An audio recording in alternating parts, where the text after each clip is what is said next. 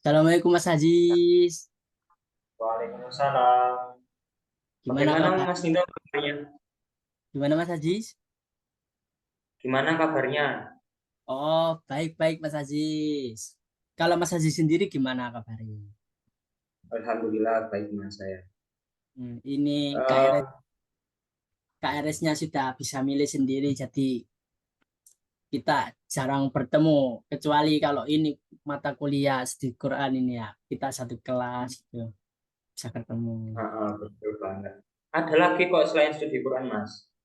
Apa? Algoritma, Oh iya, algoritma aljabar. iya iya satu kelas lain itu. Kak Bayu, Kak Om Bayu. baik. Nah, ngomong-ngomong materi minggu ini ya, ternyata itu Al-Quran sama studi Quran itu mirip tapi tidak sama gitu. Nah, kalau Al-Quran kan kalam Allah yang diturunkan pada Nabi Muhammad melalui malaikat Jibril, diturunkan situ secara mutawatir atau turun menurun gitu, berangsur-angsur maksudnya. Terus membacanya itu termasuk ibadah. Awal surat Al-Qurannya itu dari surat Al-Fatihah dan dari diakhiri dengan surat An-Nas gitu. Nah, sedangkan studi Quran sendiri itu kajian-kajian yang membahas Al-Qur'annya gitu.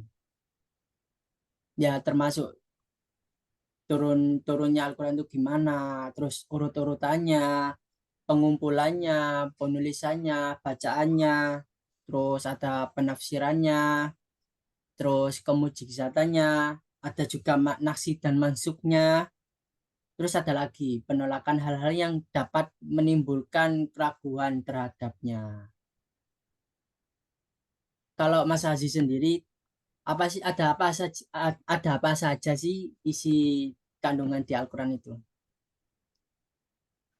Kalau menurut saya ya, sepengetahuan saya dari buku itu, di dalam Al-Quran itu kurang lebih ada 5 inti. 5 inti kandungan, yaitu yang pertama ajaran tauhid, janji dan ancaman, jalan menuju kebahagiaan, ibadah, serta berita-berita umat terdahulu. Nah, 5 ini itu udah termaktub Mas dalam surat Al-Fatihah. Tuh. Kalau Mas Nidom tahu nggak fungsi-fungsi Al-Quran itu apa aja? Kalau fungsi Al-Quran yang kemarin dijelaskan di kelas ya Mas Aziz itu ada tiga. Yang pertama sebagai petunjuk. Petunjuknya itu ini itu untuk semua umat manusia. Dan yang kedua ini ada sumber pokok ajaran Islam, nggak hanya hadis saja, Al-Quran juga sumber pokok ajaran Islam. Terus fungsi yang ketiga ini bukti kebenaran Nabi Muhammad SAW. Lah, ngomong-ngomong soal pemeliharaan Al-Quran ini, gimana sih cara pemeliharaan pada zaman-zaman Rasulullah? Waktu pemeliharaan Al-Quran ya di zaman Rasulullah itu kurang lebih ada 3 lah lebihan itu. Nah, yang pertama itu hifdzuhu. Lah, maksudnya hifdzuhu ini gimana sih? Eh, Nabi itu nggak bisa membuat-buat. Nabi itu cuma bisa menghafal dari apa yang diucapkan oleh malaikat Jibril, yang ini itu dalilnya ada di surat Al-Qiyamah ayat 16 sampai ayat 7. Nah, setelah itu pemeliharaan Al-Quran itu juga bisa karena hikmah keumian Nabi. Kan umi itu nggak bisa baca, nggak bisa nulis. Nah, otomatis kan juga kalau katanya Quraisy itu Nabi itu apa membuat-buat gitu kan.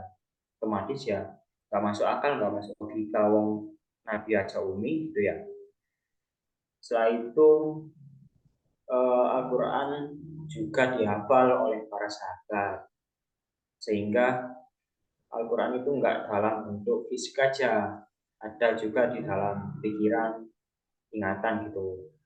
Nah, kalau di zaman setelah itu, di zaman Abu Bakar itu, Al-Quran mulai dikumpulkan. Nah, salah satu bentuknya pemeliharaannya ya gitu. Soalnya apa? Di zaman Abu Bakar dulu itu di tahun 12 Hijriah kan ada perang Yamamah ya Mas ya. G kalau nggak Nah, salah. perang Yamamah itu sekitar 70 orang, 70 sahabat itu meninggal Mas karena perang tersebut. Akhirnya Umar itu usul ke Abu Bakar supaya Al-Quran ini itu dikumpulkan dalam satu mushaf supaya nggak eh, terpecah-pecah gitu loh, nggak tersebar kemana-mana. Nah, di tahun setelahnya juga ada, kita tepatnya itu di tahunnya Utsman bin Affan ketika jadi khalifah. Emang di zamannya Abu Bakar itu Al-Quran sudah dikumpulkan, tapi dalam segi bacaannya itu beda-beda. Soalnya apa Mas? Belum ada harokatnya. Lah, di zaman Utsman lah ini baru Al-Quran itu disamakan, gitu Mas. Nah, ini juga termasuk dalam pemeliharaan Al-Quran karena apa? Karena kalau Al-Qurannya beda-beda itu otomatis kan juga berselisih nanti itu para umat Kristennya. Nah, ini sekarang kenapa ya Al-Quran itu pakai bahasa Arab, Mas? Mungkin bisa dijelaskan. Mengapa Al-Quran itu pakai bahasa Arab? Menurut saya ya, kan Al-Quran diturunkan pada Nabi Muhammad yang diharuskan didakwakan kepada lingkungan sekitarnya. Lah, Nabi Muhammad sendiri kan orang Arab juga, orang sekitarnya juga orang Arab. Lah, misalnya Ya, jika kalau Al-Quran diturunkan pakai bahasa-bahasa lainnya, ya kemungkinan orang-orang yang mau didakwai Nabi sama Nabi Muhammad itu nggak paham gitu. Jadi Allah menurunkan Al-Quran itu pakai bahasa Arab supaya orang-orang yang mau didakwai oleh Nabi Muhammad itu paham gitu.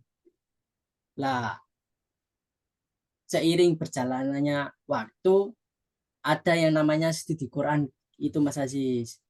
Supaya yang orang yang belum paham dengan bahasa Arab juga tahu makna dari ayat ini itu bagaimana, dan turunnya ayat ini tuh sebabnya karena apa, begitu Mas Aziz.